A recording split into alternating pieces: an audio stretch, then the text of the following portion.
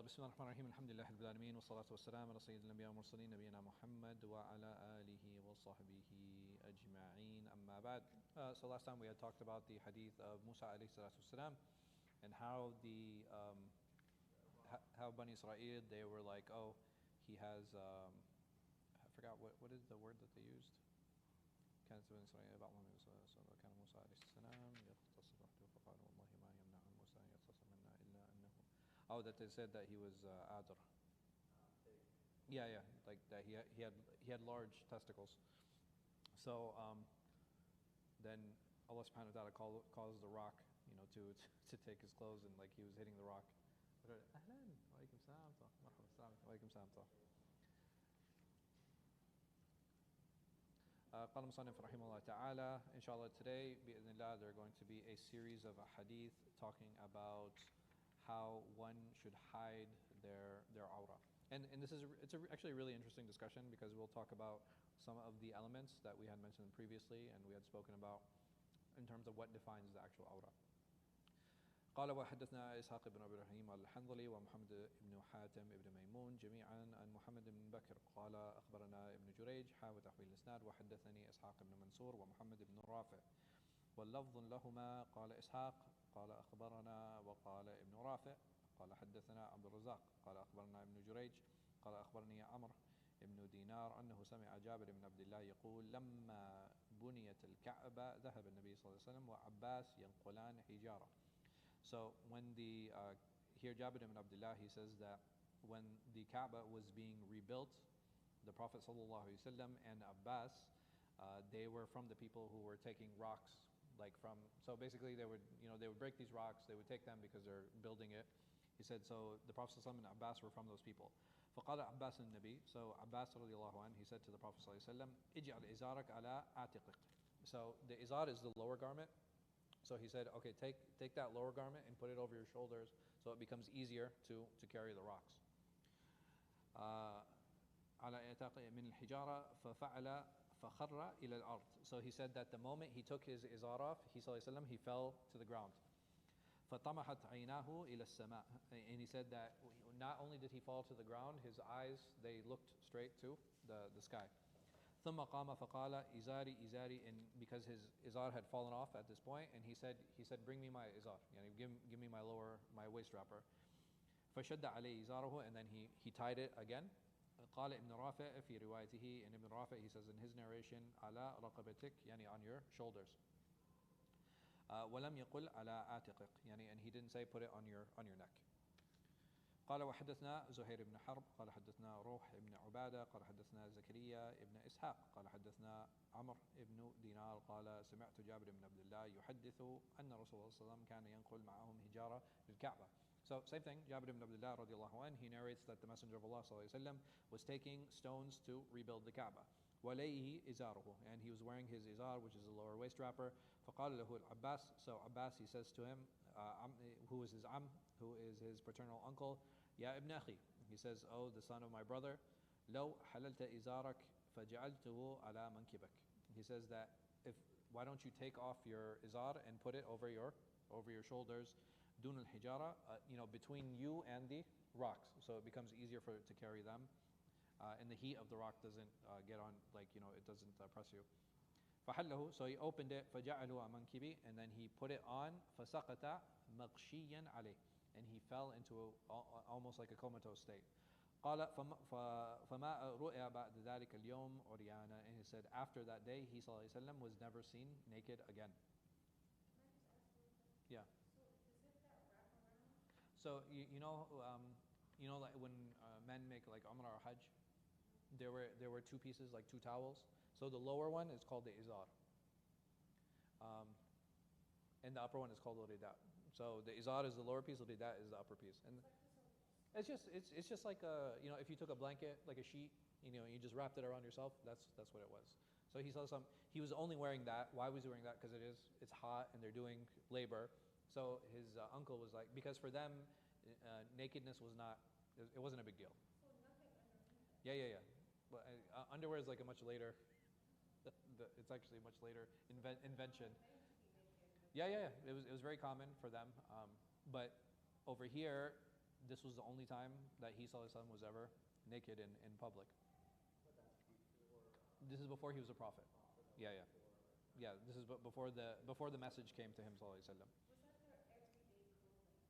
Yeah. So yeah. So the only difference is like they had different colors. Right now, what's very common when someone makes Umrah or Hajj, yeah, is to wear white. But they used to have different colors, right? It wasn't strange. It wasn't odd. You guys ever seen like have you guys seen like Indonesian clothing? Yeah. So Indonesians, yeah. So Indonesians, they actually wear it too. It's very common in Bangladesh that they wear it. In certain parts of Pakistan, they also wear it. They call it like a dhoti. So basically, it's just like a thing. You either tie it or you wrap it around. And they used to wear it during the time of the Prophet ﷺ. Huh? Yeah, it's fine. Yeah. That was their everyday clothing. Yep. قال حدثنا سعيد بن يحيى الأموي قال حدثني أبي قال حدثنا عثمان بن حكيم ابن عباد ابن حنيف الأنصاري قال أخبرني أبو أمامة ابن سهل ابن حنيف أن مسور ابن مخرمة قال أقبلت بحجر أحمله ثقيل وعلي إزار خفيف. So I don't know if this is.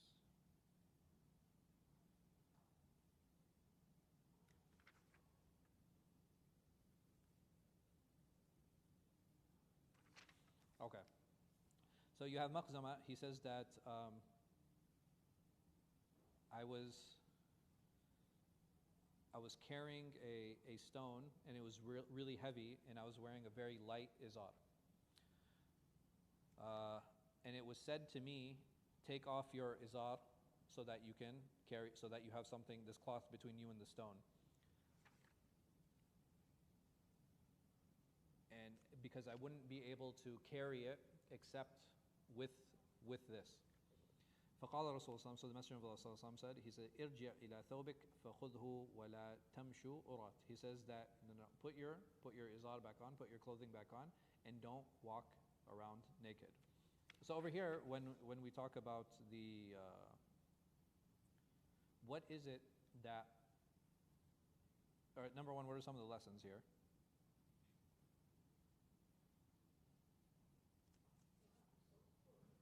Alhamdulillah.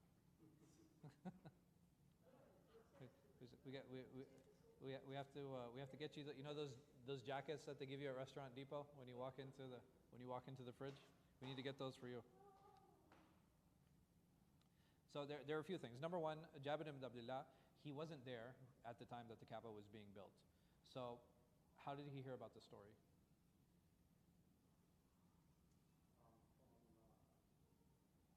He heard it from another companion, right? Like he had to, it's because he wasn't there, it's impossible that he's narrating this. This is something that he heard from another companion.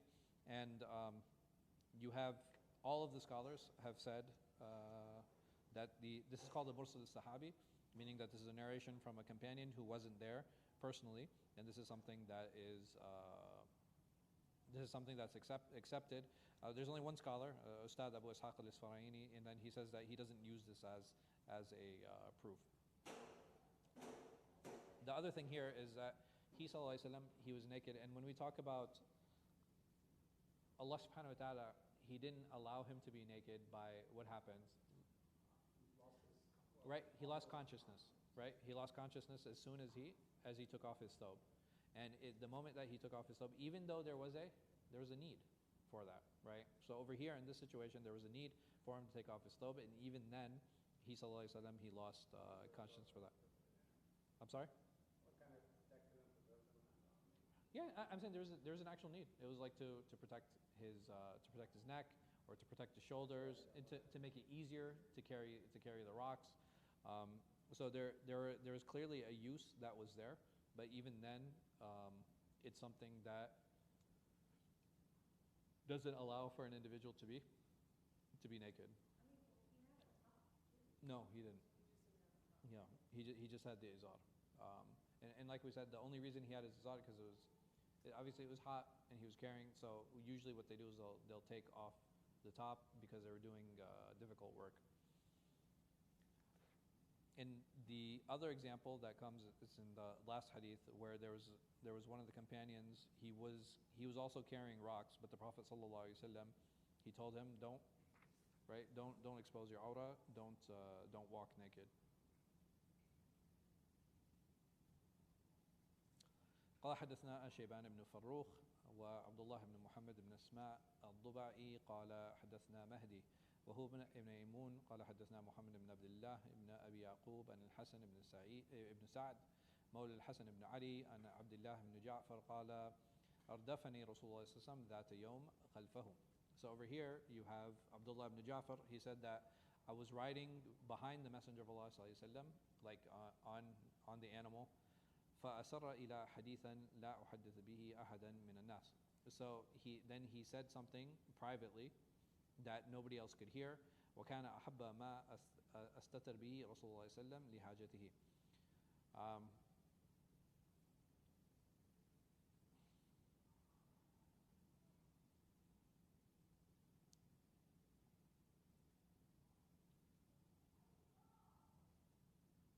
Okay. وكان أحب ما أستتر به رسول الله صلى الله عليه وسلم لحاجته. حدفا أو حائش نخل, whether that be a mound or whether it be a wall. So over here you have this companion Abdullah ibn Ja'far, and he was riding with the Messenger of Allah sallallahu alaihi wasallam. The Messenger of Allah sallallahu alaihi wasallam, he said something to him quietly. What do you think he said to him? Because after that he said that I would love to hide the Messenger of Allah sallallahu alaihi wasallam when he had to use the bathroom. So what did he say what did the Prophet sallallahu alaihi wasallam say to him? Yeah, he said, listen, I have to use the bathroom, right? And he said it to him privately. And he says that, anytime that the Prophet, and this is how the companions were. Anytime the Prophet asked them to do something, they would be what? They would love to do it. So if he's asking him, like, hey, listen, I need to use the bathroom, and I need you to cover me. So what he saw in this example, he says that he would find something to hide himself whenever he relieved himself, whether that be a mound. So the mound, right, is something like, it's something rounded, and the reason for that is because you can go behind it, right? And when you use the bathroom, you're usually not going to be standing. You're going to be close to the ground. So that's why you're able to hide yourself. O ha'ish nakhl, or a wall. Over here, this can either mean a like a date palm garden, which but I would imagine either outside of it. Not necessarily inside, and Allah knows best. وقال ابن أسماء في حديثه يعني حائط نخل. So same thing, right? So there's another narration of Ibn Asma, where he says that it is a wall for this garden of date palm trees. So I would imagine either close to it, so that nobody can seize you, right? So when you go to this wall, and outside of it, not actually inside the garden, and Allah knows best.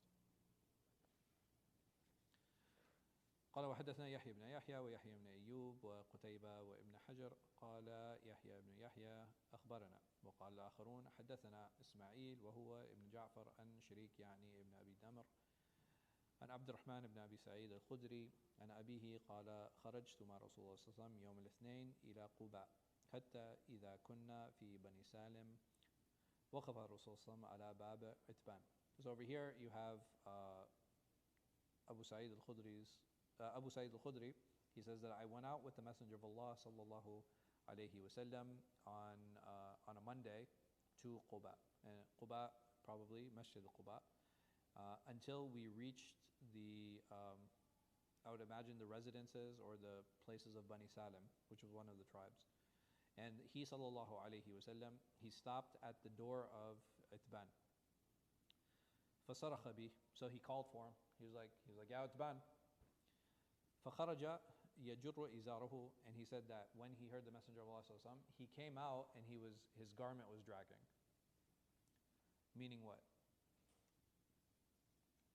That he rushed out of the house, right? He wasn't fully dressed, and he kind of rushed out of the house.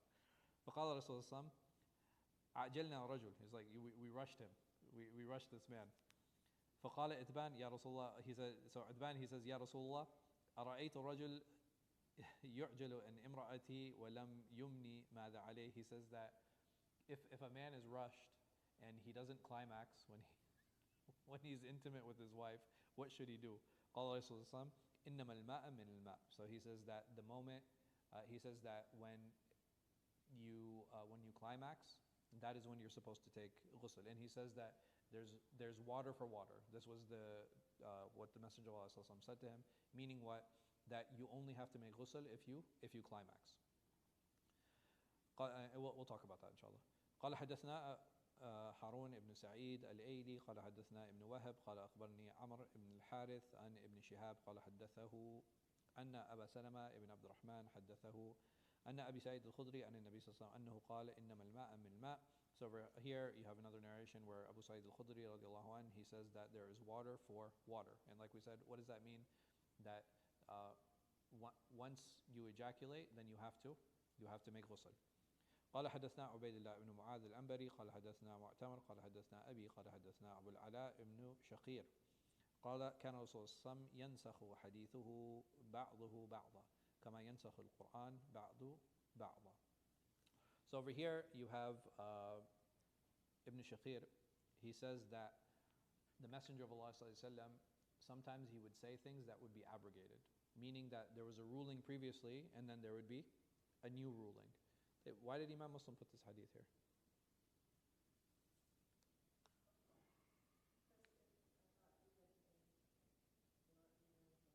Ahsanti. That's exactly it. Because when do you have to make ghusl? The moment that there is penetration. That's when you have to make ghusl. Meaning that before, unless you ejaculated, that you didn't have to make ghusl. But the later ruling, which is what Imam Muslim is alluding to here, is that the moment that you penetrate, you have to make ghusl. Yani as come in previous hadith.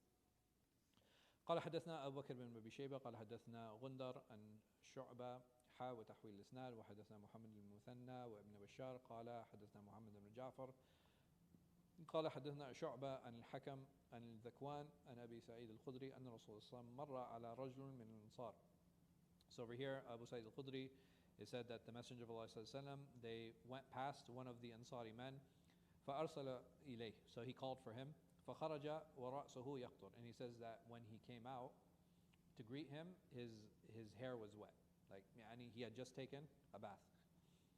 فَقَالَ لَعَلَّنَا عَجَّلْنَاكِ. They said, so the Prophet ﷺ, he's joking with him, he's like, it looks like we rushed you. قَالَ نَعْمِ. He said, yeah. He said, yes, Ya Rasulullah. He said, yes, O Messenger of Allah. قال إذا أعجلت أو أقحطت فلا غسل عليك وعليك الوضوء. So over here, the Messenger of Allah said, he says that if you are rushed or if you do not complete, then you do not have to make ghusl, you only have to make wudu. قال Ibn Bashar, and in Ibn Bashar's wording, إذا أعجلت أو أقحطت. So if you are rushed or if you do not complete. قال حدثنا أبو الربيع الزهراني قال حدثنا حماد قال حدثنا هشام بن عروة حاوى تحويل الإسناد وحدثنا أبو كريب محمد بن العلاء ولفظ له قال حدثنا أبو معاوية قال حدثنا هشام عن أبيه عن أبي أيوب عن أبي بن كعب قال سألت رسول الله صلى الله عليه وسلم عن الرجل يصيب من المرأة ثم يكسل. So over here you have Ubay ibn Ka'b. He asked the Messenger of Allah صلى الله عليه وسلم, what if he is intimate with his wife but he doesn't complete? فقال يغسل ما أصابه من المرأة ثم يتوضأ ويصلي. So he says that he should wash his private area, because that's what he penetrated with, and then he should make wudu. قال وحدثنا محمد المثنى قال حدثنا محمد بن جعفر قال حدثنا شعبة عن هشام ابن عروة قال حدثني أبي عن الملي يعني بقوله الملي عن الملي أبو أيوب عن أبي أبي بن كعب أن الرسول صلى الله عليه وسلم أنه قال في الرجل يأتي أهله ثم لا ينزل.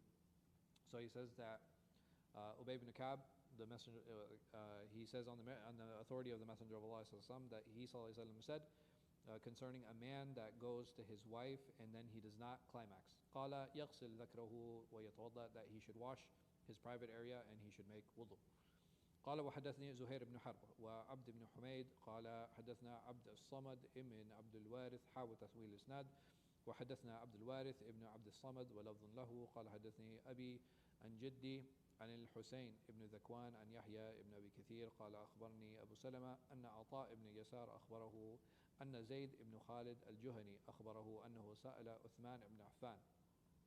So you have Zayd ibn Khalid al-Juhani that he asked Uthman ibn Affan, قال قلت أرأيت إذا جامع رجل امرأته ولم يمني. He says that what happens if a man is intimate or has intercourse with his wife and he does not ejaculate. قال عثمان, so Uthman radiallahu anhu, he said يتوضأ كما يتوضأ للصلاة. He says that he should make wudu as if he makes wudu for salah, ويغسل ذكره, and that he should wash his private area. قال عثمان سمعته من رسول الله صلى الله عليه وسلم. So Uthman radiallahu anhu, he said that I heard this from the Messenger of Allah صلى الله عليه وسلم. قال وحدثنا عبد الوارث ابن عبد الصمد قال حدثني أبي عن جدي عن الحسين قال يحيى وأخبرني أبو سلمة أن عروة ابن زبير أخبره أن أبا أيوب أخبره أنه سمع ذلك من رسول الله صلى الله عليه وسلم. So here you have Abu Ayyub who says that he informed him that he heard that from the Messenger of Allah sallallahu alayhi wasallam. So over here there's not a lot to talk about concerning these hadith because we already said that all of these hadith are abrogated. And what's important to understand about abrogation, that what is the purpose of abrogation? Yani, why is it that Allah subhanahu wa ta'ala would give one ruling and then the ruling would change? Okay. Mm-hmm. Okay. So sometimes things cause needed transition, right? So transition from one thing to another, you would have that. Sometimes to ease them into rulings, right? That's definitely one way, in a meaningful way to engage. What else?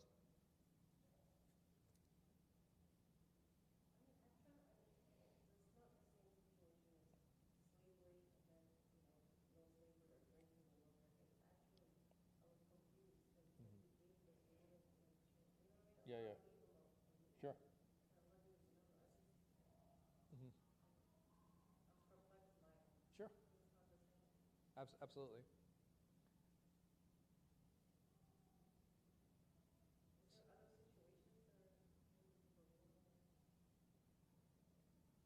Where the rulings change? Where the rulings change? Yeah. So like, you guys know about muta? Muta is like a time-restricted marriage, right? So it was actually abrogated twice. It was haram, and then it was made halal. Then it was made haram, and then it was made halal, and then it was made haram, right? So there are two times where it was allowed. So you have situations like that. So muta it's an interesting scenario in the sense that, okay, I think there's a lot of misunderstanding around it as well. Visiting the graves, that's a good example too. Jazakallah khair. The Prophet ﷺ, he says, "Kuntum nahaytukum an ziyaratil qubur falan zuruha." Right? He's like, I used to prohibit you from visiting the graves. Now you can visit them. So you have different things that were abrogated at different times. There are different things that were allowed at different times. But what I will say about muta is a time-restricted marriage. What does that mean? That a man marries a woman and what happens? That after a certain time, the marriage is automatically considered a divorce. Why allow that? What is the benefit in that?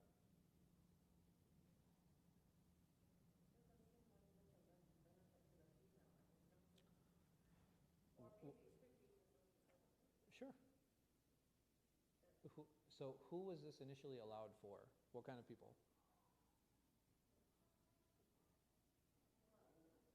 People at war, right? So if you have soldiers now who are in these towns or in these places and they're getting married, right? They're getting married. This woman, what are the guarantees that this man will return? It's an honest question. It's an honest question. Maybe he will, maybe he won't. But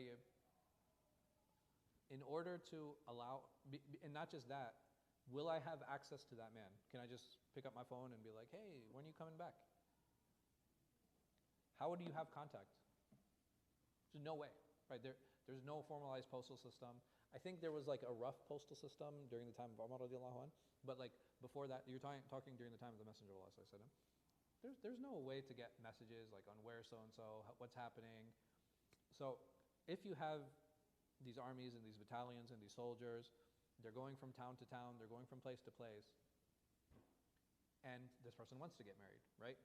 He just came into some wealth from the ghanima, from the war booty, so he has money to get married, right? He's giving this mahar, he's going through the entire ghanima, like the entire marriage process, and he wants to stay married to this woman, but he has no idea, she has no idea about what? The time, and if he's going to come back, and when he's going to come back. So this was put in place. Who's actually being protected here? Both of them are. Because at the end of it, she already got her mahar. Yes, she received her mahar. And even for this man, if he's gone for extended periods of time, and he knows that, okay, well, this marriage is going to finish after a month, or it's going to finish after 6 months, or whatever timeline they agree on, does he have to worry about his responsibility? No. So and for this woman, once the time is over, she doesn't need to think about what happened to her husband, because she can do what now? She can remarry. Does that, yeah. Huh? There can be a child, or there can't be, right? Those are definitely possibilities. But at the end of the day, if I have a husband who's gone for extended periods of time, and I know there's a chance that he won't return, does it make sense now for me to put my hopes in that return? The child, so why isn't the child protected? Why isn't the child protected? The child is protected so there's a couple ways to look at it. Number one, because his mother legally married, right, Islamically, this child now can be ascribed to who? He can ascribe to the father. And even if, wherever the father is, if there at any point there is inheritance to be distributed, who is eligible? The child is still eligible. So I think that there are certain situations where definitely that's the case. How many of these marriages resulted in children? I don't know. And the reality is like there were only 4, like ironically, right? Like, just like muta is a time restriction, even conceptually, there was a restriction that was behind it. So I imagine that there are reasons on why it was allowed in 2 specific times and 2 specific frames. As for what came of it, wallahu alam, but that's why, at least us as Sunnis, we don't allow it anymore. Like for us, it's not permissible. It's still practiced in the Shia community. And unfortunately, my observations of how I've seen it practiced, it's nothing more than formalized prostitution. Yeah, that has been like I can still see a utility in. Does that make sense? Like for me, during the time of war, it actually still makes sense when you have these moving armies. But now, like I don't see the same utility. Like it doesn't make sense. So there's a little bit of a difference in the Sunni marriage and the Shi'i marriage, in that Sunnis, in order to get into the marriage, we need witnesses. For them, they only need marriages when they only need witnesses when they divorce. Or if it's muta', they don't need it at all because there's already a time restriction. But they actually have to go and register the marriage. But like I said, it's nothing more than formalized prostitution. And that's how I see it. And the people who are heading the formalized prostitution are the clergy, because they have to go to them to get it signed off. I believe there is a mahar that is paid. There's ijab and qubul, right? So there needs to be acceptance on both sides. They just don't need witnesses for the marriage. Exactly. So because it's temporary, it's not even that you don't need witnesses at the time of the divorce either, unless it's a formal divorce and he's divorcing her. At that point, for them, they need 2 witnesses. For us, it's recommended. It's not a condition. So if a couple does get divorced, we recommend having 2 witnesses as Sunnis, but it's not a condition. For them, it's a condition if there's a divorce, if it is not muta'. But anyway, that was sidetracked. But anyway, it's a good example of the Prophet ﷺ, that he allowed visiting the graves at one time. He disallowed it at one time, and then he allowed it at other times. I think there are a number of reasons for these stages in prohibitions or allowances or to make things easy. before Ramadan, what was the obligatory fast? Or was there one? Ashura, right? The day of Ashura was an obligation. The month of Ramadan was optional, meaning that you could pay a fidya for every single day that you didn't fast, but you didn't actually have to fast. And then eventually Ashura was removed, and Ramadan was made the obligation. So I think having those stages, part of it is to make things a little bit easier. And even in this situation, washing your private area and making wudu is much easier than actually going and making full ghusl. So it makes sense then why there would be these stages would be there.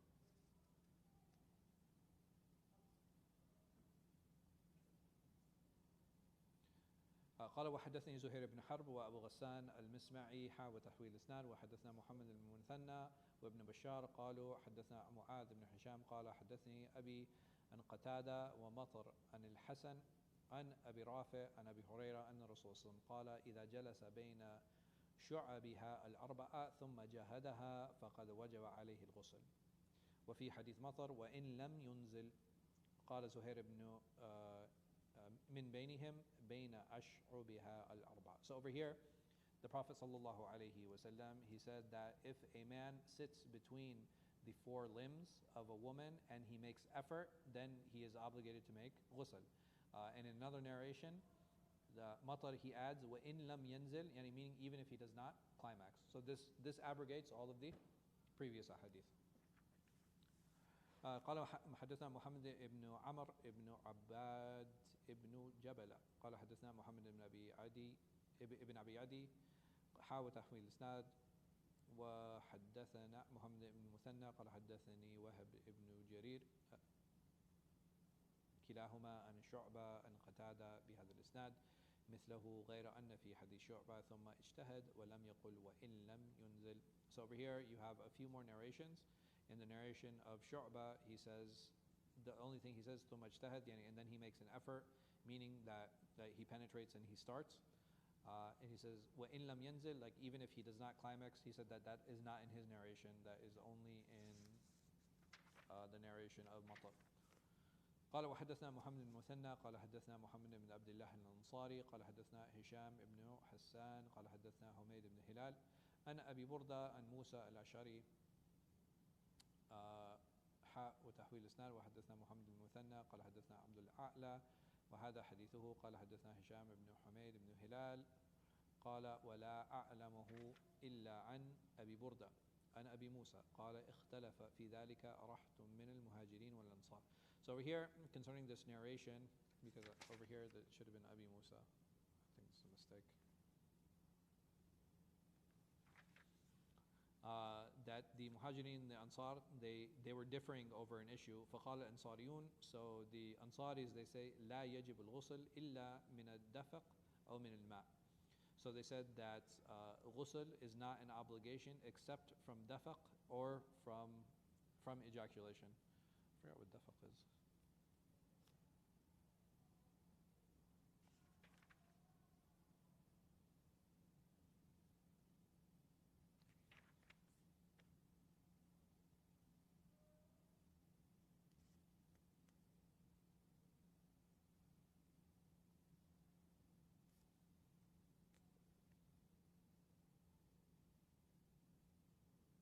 Come back to that. وقال المهاجرون, and the muhajirs, they said بل إذا خالت فقد وجب الغسل. And the muhajirs, they said that no, the moment that that they get together, the moment that they penetrate, then they have to make ghusl. قال فقال أبو موسى, so Abu Musa, he said فأنا أشفيكم من ذلك. He says that, listen, let me solve this problem for you. فقمت فاستأذنت على عائشة. So he said that I went and I asked Aisha radiallahu anha for permission to enter and to come and ask questions. فأذن لي, so she gave me permission. فقلت لها يا أمة, he said, oh mother, oh يا أم المؤمنين, or mother of the believers, إني أريد أن أسألك عن شيء. He says that I want to ask you about something. وإني أستحييك, and I'm shy to ask you.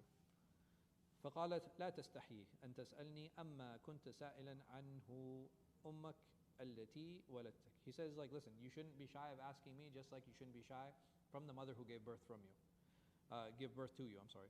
فإنما أن أمك. She's like, I'm just like your mother. قلت فما يوجب الغسل. So he asked her, what are the things that obligate ghusl?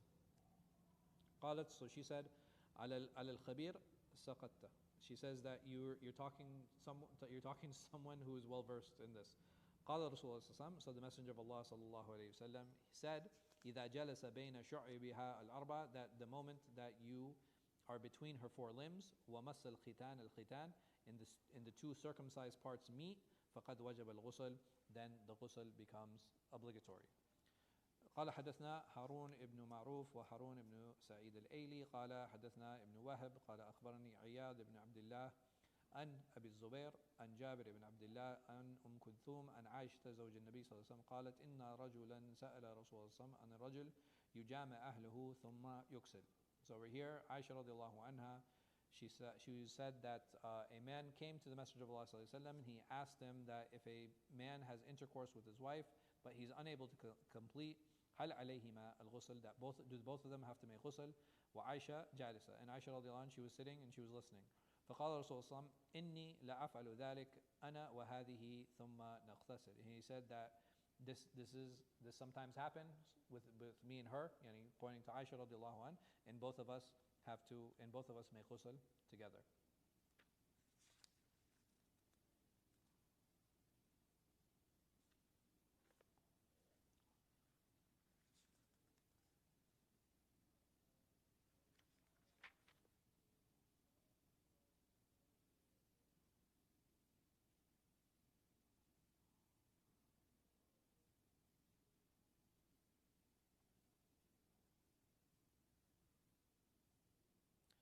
So over here, when the narration of Aisha radiallahu anha, where she says, وَمَسَ الْخِتَانِ الْخِتَانِ, that the two circumcised parts meet. The other narrations say, ثُمَّ اجْتَهَدْ. What do all of these mean?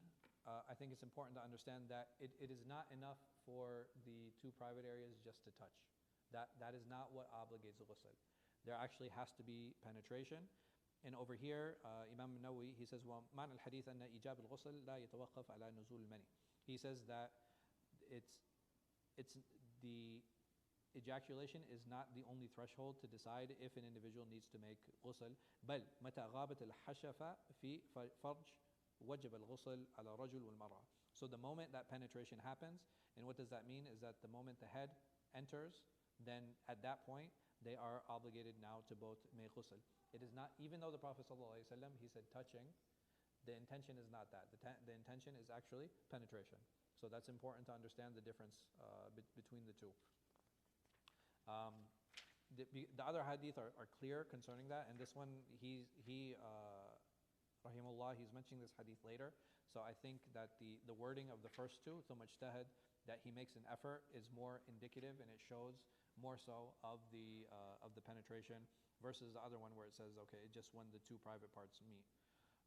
This last hadith, where the Prophet ﷺ, he says that I do this with her, and then we make ghusl. I don't know about this hadith. And the reason I mention that is because Abu Zubair is one of the narrators. Abu Zubair, he's one of the narrators that has come time and again in the previous hadith. And I think there are a couple things to know. Anytime Imam Muslim mentions Abu Zubair and he mentions him as the last hadith in the series of a hadith, that hadith has always been problematic. Yeah, because it sounds weird, right? It doesn't sound like something that is. What's interesting is that Imam Nawawi, he kind of goes on to say, like, okay, having such type of conversation with your, like, and it's your wife, and he's like it's okay to do that. I don't know. I find it odd personally. Granted that the way that they would speak about certain things back then, maybe we wouldn't have those same types of discussions today, which I understand. But this specifically, because of Abu Zubair and because of the fact that it's the last one, I'm having a lot of doubts concerning this. Yeah.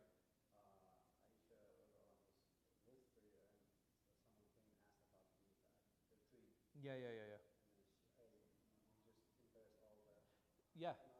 So I'm saying if she's embarrassed about that, like, yeah, how would she like care? So I think what's happened is that in Abu Zubair, he does this a lot. He kind of confuses he confuses a hadith. So the first part of the hadith is that a man came to the Messenger of Allah ﷺ, and he asked him about if a man has intercourse with his wife, but he doesn't climax, do they have to make ghusl? This is something that we took from previous hadith. Yes? And the second part, the fact that he ﷺ used to make ghusl with Aisha, that's a separate hadith. So I have a feeling what Abu Zubair did is that he combined these two hadith into one. But the way, like, this is not something I'm familiar with the Prophet ﷺ speaking in this way, right? It doesn't sound like his character that he saw someone. Yeah. Like, it doesn't match his character that he would speak about something like this so openly, or say like, yeah, I do it with her. Like, this is a really strange It's like it's very unnecessary information versus him saying like, yes, when I'm intimate with my wives, we make ghusl, right? Which sounds much more prophetic and sounds much more like the Prophet ﷺ, versus like I do it with her, which is it's very crude, right? It's very crude. So like I said, I think what has happened here, as this comment, Abu Zubair, time and again, may Allah subhanahu wa ta'ala mercy. Abu Zubair, he's one of the narrators. He's one of the narrators of this, yeah. Oh, in the hadith community, he's a narrator of a hadith. He's considered someone who is righteous, but he makes mistakes in his narrations. And part of the mistakes that he makes is like he'll confuse certain things. I think the two examples we had previously, one of them was the hadith of Al-Iman fi Ahl Yaman, right? So he said Al-Iman fi Ahl Hijaz. So he confused the place. No, he's not a companion. No. He's not a companion. He comes later in the chain. So there's that one. He says Al-Fitra to Ashra, right? So the rest of the hadith said that the fitra is 5 things. He said the fitra is 10. So you have these small confusions around different, and then you have this one here where I think, like I said, I think he confused 2 hadith, and he kind of brought them together and he made them one. And again, if you know how to read Imam Muslim Sahih, it gives you an idea of what his intention is and when he brings something and when he says it. Yeah, he brings it at the end. So, and the reason I think this is important to mention is that someone might be like, okay, well, why does he do this? Because who is his audience? Right? I think that's always something that's important. Right? His audience was like, okay, this is either a hadith scholar or a student of knowledge who intends on going through hadith. Meaning that when people say things like, Bukhari and Muslim are not for everyone. Because when you have things like this and somebody reads it, they're like, you understand? Like it gives you like a discomfort in reading that. But if you have an idea on how Imam Muslim put his Sahih together, and probably the person, if you understand his structure and how he works, it's like, oh, okay, I see what he did here. I see what he's doing here.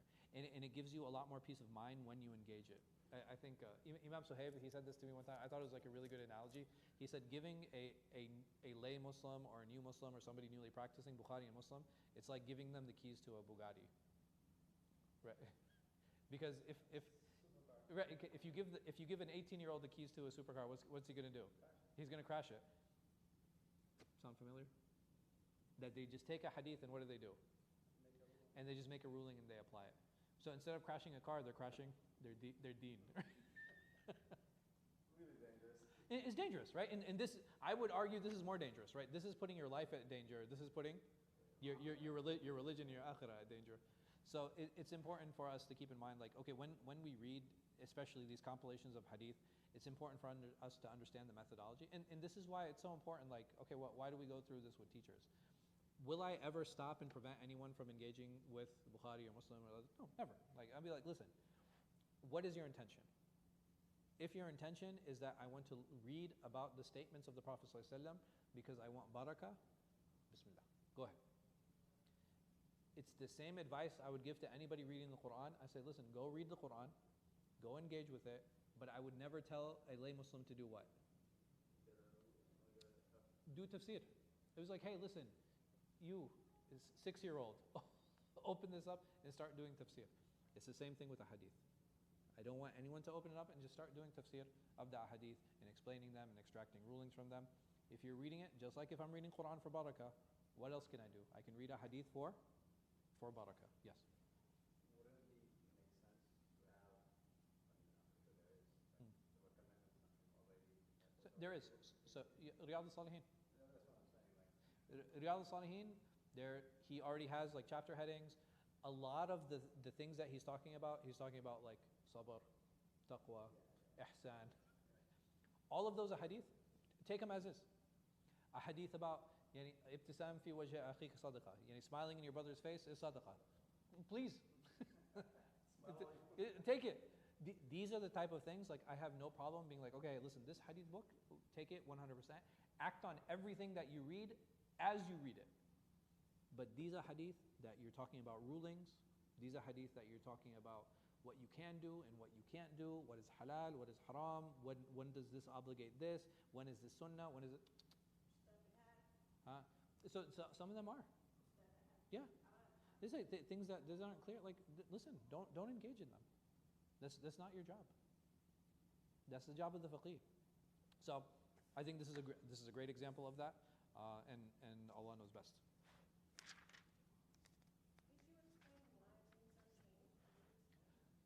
Yeah, so I said that, and Ibrahim and I mentioned it, is basically what happens is like as the needs change, then the rulings change with those needs.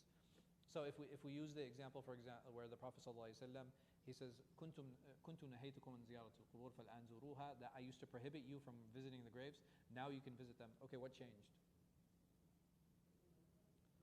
So the iman, people were more grounded in their religion.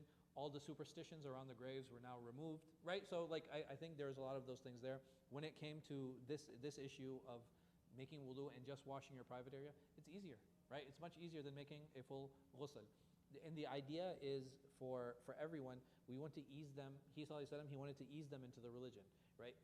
He didn't come to drop all of the rulings all at once, right? It didn't come down like a hammer. And who did that happen with? That all the rulings came down at once. It happened with Musa alayhi salam. And what happened with Bani Israel? Right? They failed miserably. Right? Like it was very difficult for them to just like take all of these rulings like all at once. And if you look at a lot of the things here, it's like, yeah, this was a choice in the beginning of Islam. Yeah, this is something that was allowed in the beginning of Islam, or this is something that was easier in the beginning of Islam, or this is something that he initially stayed away from. A good example of that is with the prohibition of alcohol. The other thing that was initially prohibited were the vessels. Meaning, so like an empty beer bottle. Can I drink water from an empty beer bottle? Yeah, I can. There was a time where the Prophet ﷺ, he forbade it. He said even the vessels that hold alcohol, those are impermissible to drink from. Why? it brings you back to Right, people's hearts are still attached. Right, like people's hearts are still attached. So it's like if a person has an alcohol problem and he's drinking water from the beer bottle, what's going to happen? It's going to remind him of when he used to drink it. And what is he going to want to do? Right, he's going to want to drink again. Right, the nafs is going to call you to that. So a lot of these things really do make sense on why he he prohibited at one time, allowed it another, allowed it at one time, prohibited at another. And what's interesting is the next set of a hadith, inshallah, I don't think we're going to have time to go through them.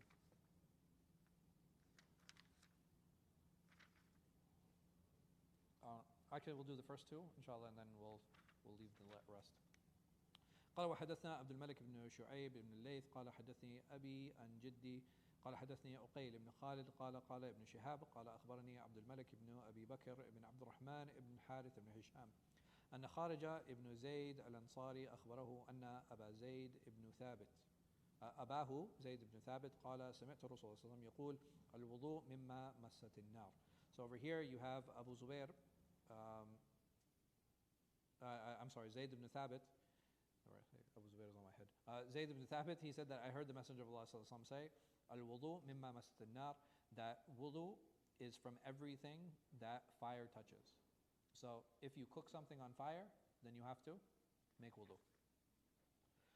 قال ابن شهاب قال أخبرني عمر بن عبد العزيز أن عبد الله بن إبراهيم بن قارض أخبره أنه وجد أبو هريرة يتوضأ على المسجد.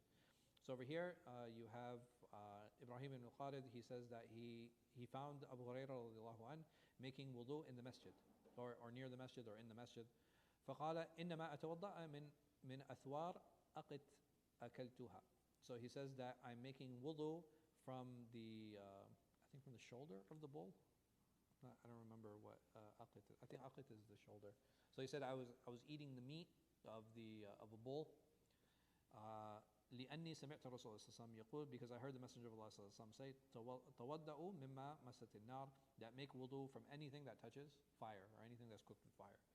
قال ابن شهاب قال أخبرني سعيد ابن خالد ابن عمر ابن عثمان وأنا أحدثه هذا الحديث. So he says that from that hadith that I had narrated, أنه سأل عروة ابن زبير, that he asked Urwa ibn Zubair عن الوضوء مما مست النار, that concerning the wudu from anything that touches fire. فقال عروة, so Urwa رحمه الله, he says سمعت عائشة, who was his aunt. So Zubair was married to Asma, and their son was Urwa. So you have Urwa and Hisham, both of them were nephews of Aisha, and they're very close to her. So he says that I heard Aisha radiallahu anha, زوج النبي صلى الله عليه وسلم, the wife of the Prophet صلى الله عليه وسلم, تقول, that she said, قال رسول الله صلى الله عليه وسلم, that the Messenger of Allah صلى الله عليه وسلم said, تودعوا مما مست النار, to make wudu from that which fire has touched. But inshallah, next week we'll spend a little bit more time talking about this and how this was abrogated. والله أعلم وصلى الله على خير خلق نبينا محمد وعلى آله وصحبه وسلم.